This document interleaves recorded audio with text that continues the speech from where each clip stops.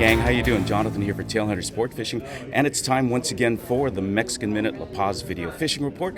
Not coming to you from La Paz, but actually from an area just outside of Seattle. We're at the Puyallup Fairgrounds, just finishing up with the Washington Sportsman Show.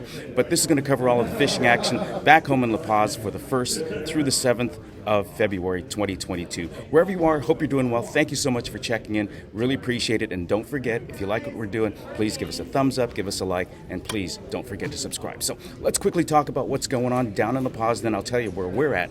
Now, it's been really, really windy, as you know, if you've been listening to all of our YouTube reports and listening and reading, I should say, our fishing reports for the last couple of weeks. This is the off season. From November to April, it can be really, really windy. As I tell folks, there's a reason why people come from all over the world to windsurf and kiteboard in the La Paz area during this time. It's world-class wind.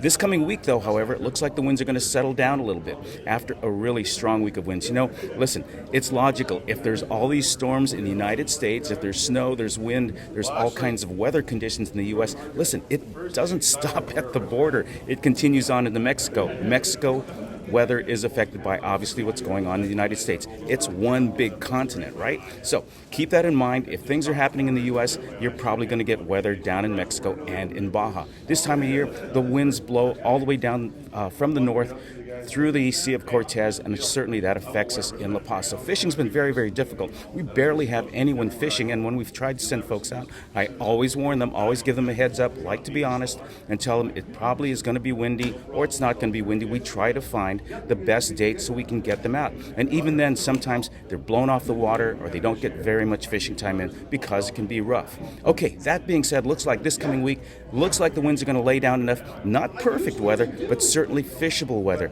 And good news, we've been catching, pargo, cabria, usually the inshore stuff when we're catching fish. The yellowtail have shown up, some nice horse fish, 20, 25 pounders, some 30 pounders, even some larger yellowtail getting lost in the rocks. They're eating mackerel, they're eating sardines, and they're also eating the iron jigs that are dropped down and yo-yoed. So good news, looks like the water temperatures are changing, conditions are changing. The yellowtail are starting to move in around Cerralvo Island, some of the high spots. The yellowtail really, really like the rocky structure areas. So if you find some rocky structure, find some drop-offs, drop down a jig, drop down a big bait, and the yellowtail are starting to move in. So hopefully that's going to get a little better. And also where the yellowtail are, you're going to find some big cabria. You're also going to possibly find some bigger amberjack. Now, if you don't know what an amberjack is, same family as the yellowtail, except these boys get big, they're bad. We've had some amberjack 50, 60, 70 pounds. I've seen some 100-pounders caught by commercial guys. So there's some big guys down there.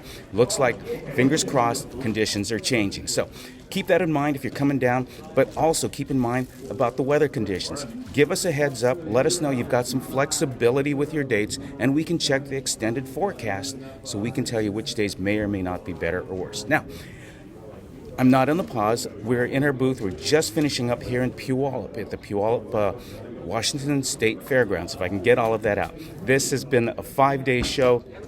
It's the Washington Sportsman Show. We're just finishing up. It's been a great show. Great to see so many of you. Thank you so much for stepping in, coming to visit us. Great chatting with everyone. We've signed up a lot more people this year. A lot of folks are coming down. These dates for our fishing season, usually May to October, are filling up. So don't wait till we come to your town, come to your city, or check your calendars now is what I'm saying, because we're filling up. We want to make sure we've got room for you. You get your favorite captains. You get your best rooms that you like at whatever hotels they may be, okay? Get in touch with us. There's a contact at the beginning and also at the end and also at the bottom here to get in touch with us. Okay, after this, we're going to wrap things up. We jump in our car and we have a quick drive. We're going to stop in Boise, and then we start our huge show, probably the largest show of our tour. It's going to be in Salt Lake City. It's the Great Western Hunt and Conservation Show. It's a massive show down at the Salt Palace. It's going to run this coming week from Wednesday, Thursday, Friday, Saturday, and Sunday. So I'll put some information at the end of this. Please come down, come see us. There's so many things to see. We've got people from hunters and outfitters from Siberia, South America, Asia, New Zealand, countries I've never even heard about or certainly can't spell, but a lot to see for the family, camping, outdoor stuff. It's one of the largest shows you'll see in the West Coast. Anyway, that's going to be a quick wrap-up. Folks are going to start coming in right now, so hang on. We'll come back to you next week. This is Jonathan for the Mexican Minute. Thank you for checking in. God bless. Take care of each other, and we'll catch you real soon.